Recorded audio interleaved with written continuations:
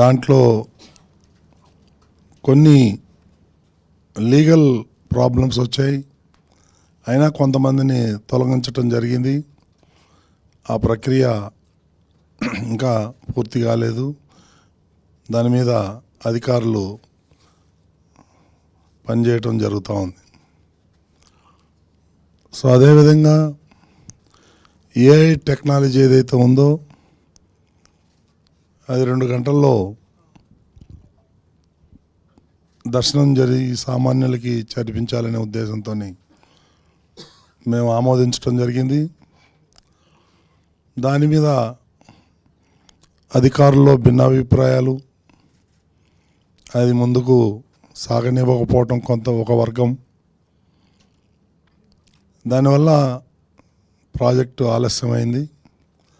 మళ్ళీ ఇప్పుడు నూతనంగా వచ్చినటువంటి ఈఓ అనిల్ కుమార్ సింఘాల్ గారు ఇనిషియేట్ తీసుకొని మళ్ళీ దాని మీద వర్క్ చేయటం ప్రారంభించాం.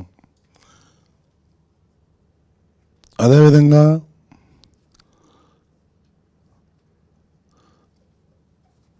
కొండపైన రాజకీయాలు మాట్లాడినా, దాన్ని ప్రసారం చేసినా చట్టపరంగా చర్యలు తీసుకోబడతాయి అని బోర్డులో తీర్మానం చేయటం జరిగింది. ఇకపోతే నిత్య అన్నప్రసాదం, మీలో చాలామంది వెళ్ళుంటారు తిరుమలకి. అప్పటికి ఇప్పటికీ చాలా వ్యత్యాసం ఉంది. రుచికరమైన భోజనం, ఆ భోజనంలో ఒక ఎక్స్ట్రా పదార్థం పెట్టడం, సుమారు 1.5 లక్షల నుంచి 2 లక్షల దాకా ప్రతిరోజు ఈ అన్నప్రసాదాలు భక్తులు స్వీకరిస్తున్నారు. ఎక్కడా కూడా ఎటువంటి ఇబ్బందులు లేకుండా అన్ని పదార్థాలు, నాణ్యమైన పదార్థాలు కొనటం జరుగుతూ ఉంది. కాబట్టి దానివల్ల ఆ అన్నప్రసాదంలో చాలా మార్పులు వచ్చాయి. అదేవిధంగా ఇప్పుడు మీరు లడ్డూ చూసినట్టయితే అప్పటికి ఇప్పటికీ చాలా తేడా ఉంది. 100% ప్రసాదాలు బాగున్నాయి, లడ్డూలు బాగున్నాయి, 10 రోజులైనా నిల్వ ఉంటా ఉంది అని చెప్పేసి మాకు వచ్చినటువంటి ఫీడ్బ్యాక్. సో ఈ విధంగా లడ్డు ప్రసాదాలు అయితే, అన్న ప్రసాదాలు అయితే ఏదైనా కానీ క్వాలిటీ బాగా పెంచి తిరుమల యొక్క ఆ దేవదేవుడి పవిత్రతను పెంచాలనే ఉద్దేశంతో మా నూతనంగా ఏర్పడినటువంటి బోర్డులో నిర్ణయం తీసుకోవటం జరిగింది. ఇకపోతే తిరుపతి చాలా ఉన్నాయి, కొన్ని మీకు చెప్తాను, కావాలంటే నోట్స్ ఇస్తాను నేను మళ్ళీ. తిరుపతి స్థానికులకి నెలకి ఒకసారి, అంటే మొదటి మంగళవారం ఒక 3,000 మందికి స్థానికులకి దర్శనం కల్పించే ఏర్పాట్లు చేశాం. దానివల్ల స్థానికుల్లో ఉన్నటువంటి వ్యతిరేకత పూర్తిగా తగ్గిపోయి మమ్మల్ని గుర్తించారు తిరుపతి ప్రజలకి అనేటువంటి సంతోషాన్ని వాళ్ళు కూడా వ్యక్తపరిచారు. అదేవిధంగా వివిధ రాష్ట్రాల నుంచి టూరిజం వాళ్ళకి 4,000-5,000 టికెట్లు ప్రతిరోజు ఇచ్చేవాళ్ళు. మీ అందరికీ తెలుసు, గతంలో కూడా చెప్పాం మేము. అవన్నీ కూడా బ్లాక్ మార్కెటింగ్ పోతున్నాయి. సామాన్య భక్తులకి దర్శనం దొరకట్లేదని దాన్ని రద్దు చేయాలని రద్దు చేసి సామాన్య భక్తులకి వాటిని కేటాయించడం జరుగుతూ ఉంది. ఈ విధంగా తిరుపతిలో ఉన్నటువంటి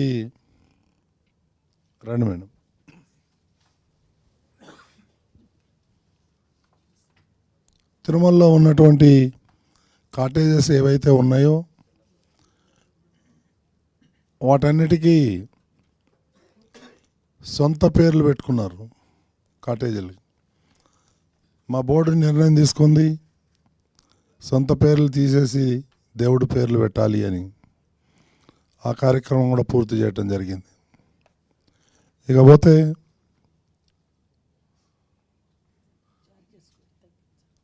ఈ సిమ్స్ హాస్పిటల్ ఏదైతే ఉందో, మేము ఛార్జ్ తీసుకునేటప్పుడు ఆ సిమ్స్ హాస్పిటల్ చాలా అధ్వానంగా ఉంది. దాన్ని మెరుగుపరచాలంటే ఏం చేయాలని ఒక బోర్డు ఒక నిర్ణయం తీసుకొని మాజీ ఐఏఎస్ అధికారి, మాజీ ఈఓ టీటీడీ అయినటువంటి ఐవి సుబ్బారావు గారిని చైర్మన్గా పెట్టి ఒక కమిటీ వేసి ఆ కమిటీ రిపోర్ట్ తీసుకొని ఆ హాస్పిటల్ని ఏం చేయాలి, ఎలా వైద్య సేవలు మెరుగుపరచాలి. ఎందుకంటే కంప్లీట్ ఆ రాయలసీమ ఏరియాలో అదొకటే పెద్ద హాస్పిటల్ కాబట్టి ఆయన ఇచ్చిన రికమెండేషన్స్లో ప్రతి సంవత్సరం 50-60 కోట్లు ఏదైతే ఉందో గ్రాంట్గా ఇచ్చేవాళ్ళం. దానికి అదనంగా మళ్ళీ ఒక 71 crores పెట్టి ఈ హాస్పిటల్ని బాగు చేయటం జరిగింది. ఇప్పుడు చేస్తున్నారు అది. మొన్ననే 100 మంది డాక్టర్లను తీసుకోవాలి, అందులో 50 మందిని తీసుకున్నాం, ఇంకో 50 మందిని త్వరలోనే తీసుకుంటాం. 450 మంది నర్సింగ్ స్టాఫ్ కొరతున్నారు. అంటే ఆ హాస్పిటల్ ఏ విధంగా అధ్వానంలో ఉన్నదో చెప్పకనే చెబుతున్నాం. ఎందుకంటే అంత మెయింటెనెన్స్ అంత దరిద్రంగా ఉండేది. దాన్ని అధిగమించి స్టాఫ్ లేకపోతే చాలా కష్టమనే ఉద్దేశంతో ఇవన్నీ కూడా రికమెండేషన్ తీసుకొని ఆ కమిటీ ఇచ్చిన దానివల్ల మళ్ళీ బోర్డులో పెట్టి శాంక్షన్ చేసి చేయటం జరుగుతూ ఉంది. ఇకపోతే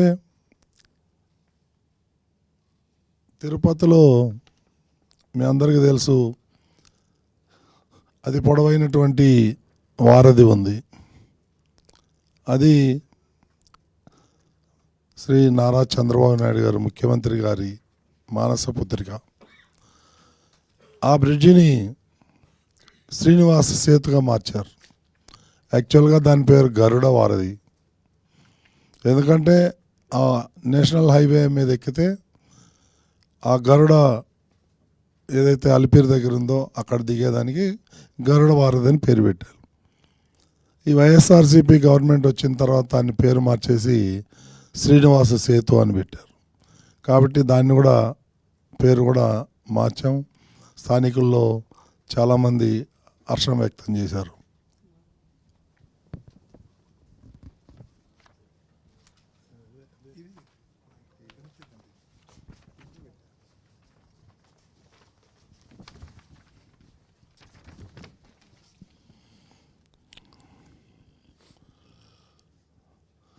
అదేవిధంగా శారదా పీఠం సంబంధించినటువంటి అక్కడ యొక్క ఏదైతే మఠం ఉందో శారదా పీఠం, వాళ్ళన్నీ కూడా అక్కడ ఇల్లీగల్ కన్స్ట్రక్షన్ చేసి తిరుమల యొక్క రూల్స్ అండ్ రెగ్యులేషన్ వాళ్ళు వైలేట్ చేయటం జరిగింది. వాళ్ళని ఇచ్చినటువంటి స్థలాన్ని రద్దు చేయటం జరిగింది. మీకు తెలుసు 4-5 లక్షల టన్నులు చెత్త పేరుకుపోయింది. ఒకటి లోయలో పోసేశారు. గతంలో దాని మీద ఎక్కువ కాన్సన్ట్రేషన్ చేసేవాళ్ళు కాదు. మేము వచ్చిన తర్వాత ఇప్పుడు మ్యాక్సిమం చెత్తనంతా కూడా క్లియర్ చేయటం జరుగుతూ ఉంది. అదేవిధంగా కొండని ఆనుకొని ఉన్న స్థలంలో 20 ఎకరాలు ఇచ్చి అక్కడ ముంతాజ్ హోటల్కి పర్మిషన్ ఇచ్చింది గత ప్రభుత్వం. చాలామంది హిందువుల నుంచి, సాధువుల నుంచి, భక్తుల నుంచి కూడా పెద్ద ఎత్తున నిరసనలు వచ్చినాయి. మేము ప్రభుత్వంతో మాట్లాడి, ముఖ్యమంత్రితో మాట్లాడి ఆ ముంతాజ్ హోటల్ని క్యాన్సిల్ చేసి వేరే చోట తరలించడం జరిగింది. వాళ్ళు ఓబరాయ్ గ్రూప్, చాలా పెద్ద గ్రూప్, వాళ్ళని అక్కడి నుంచి పంపించడం అంత సులభమైన పని కాదు. అయినా ముఖ్యమంత్రి శ్రీ నారా చంద్రబాబు నాయుడు గారి సౌజన్యంతో ఆయనే ఇనిషియేట్ తీసుకొని వాళ్ళని పిలిపించి మాట్లాడి అక్కడి నుంచి పంపించడం జరిగింది. ఇకపోతే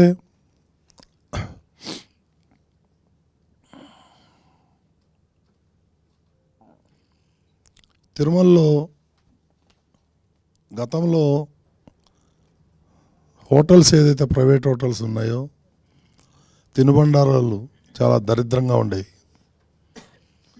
దాన్ని ఆలోచన చేసి బ్రాండెడ్ హోటల్కి ఇద్దాం, మనకి దాని మీద వచ్చేటువంటి రెంట్ ఇంపార్టెంట్ కాదు అని ఆలోచన చేసి బోర్డులో నిర్ణయం తీసుకొని ఈ ప్రైవేట్ ఏదైతే ఉన్నాయో మంచి మంచి ఫేమస్ అయినటువంటి హోటల్ని తీసుకురావడం జరుగుతూ ఉంది. దీనికి కూడా చాలామంది భక్తులు హర్షం వ్యక్తం చేస్తున్నారు. మీ అందరికీ తెలుసు, కార్మికులు ఎవరైతే ఉన్నారో వాళ్ళందరూ కష్టపడి లడ్డూలు తయారు చేస్తారు. వాళ్ళకి ఆ జిఎస్టీ మినహాయింపు లేకుండా వాళ్ళకి మొత్తం జీతం వచ్చేలాగా మేము వాళ్ళకి ఇవ్వటం జరిగింది. వాళ్ళ కళ్ళల్లో ఆనందం చెప్పలేనంత. 8,000 9,000 పెరిగింది, బట్ వాళ్ళ యొక్క ఆనందం చెప్పలేను. మొన్న జరిగినటువంటి బ్రహ్మోత్సవాల్లో ఒకరోజు 8 లక్షల లడ్డూలు తయారు చేశారు, అంత ఉత్సాహంగా. సో ఈ విధంగా ఒక్కొక్కటి మా దృష్టికి వచ్చింది.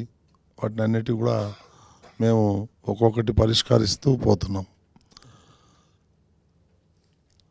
సుమారు 650 మంది కాంట్రాక్ట్ లెక్చరర్సు, డ్రైవర్సు, వీరందరూ 22 సంవత్సరాల నుంచి 23 సంవత్సరాల నుంచి పనిచేస్తున్నారు. ఒక్కొక్కళ్ళు వాళ్ళకి ఎలాంటి ఫెసిలిటీస్ టీటీడీ ఇవ్వలేదు, రెగ్యులరైజ్ చేయలేదు, పర్మనెంట్ చేయలేదు, హెల్త్ కార్డులు లేవు. ఇవన్నీ దృష్టిలో పెట్టుకొని బోర్డు మీటింగ్లో తీర్మానం చేసి గవర్నమెంట్కి పంపించడం జరిగింది. వాళ్ళకి ఏ మూమెంట్లో అయినా గవర్నమెంట్ నుంచి రాగానే వాళ్ళందరినీ కూడా పర్మనెంట్ చేయాలని తీర్మానించడం జరిగింది. అదేవిధంగా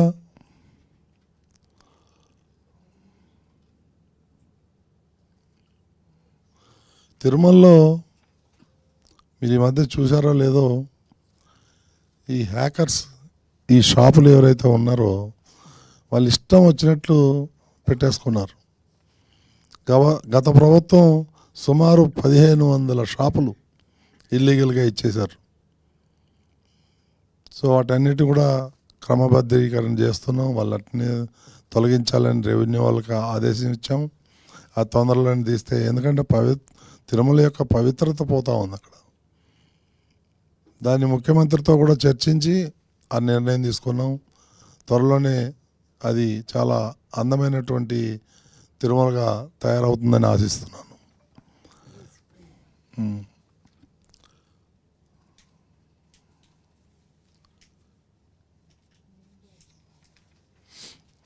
మీ అందరికీ తెలుసు, భక్తుల్ని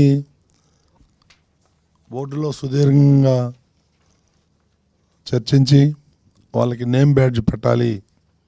వాళ్ళు ఏమన్నా రఫ్గా హ్యాండిల్ చేస్తే వాళ్ళు కంప్లైంట్ ఇవ్వచ్చు వాళ్ళ పేరు మీద అని.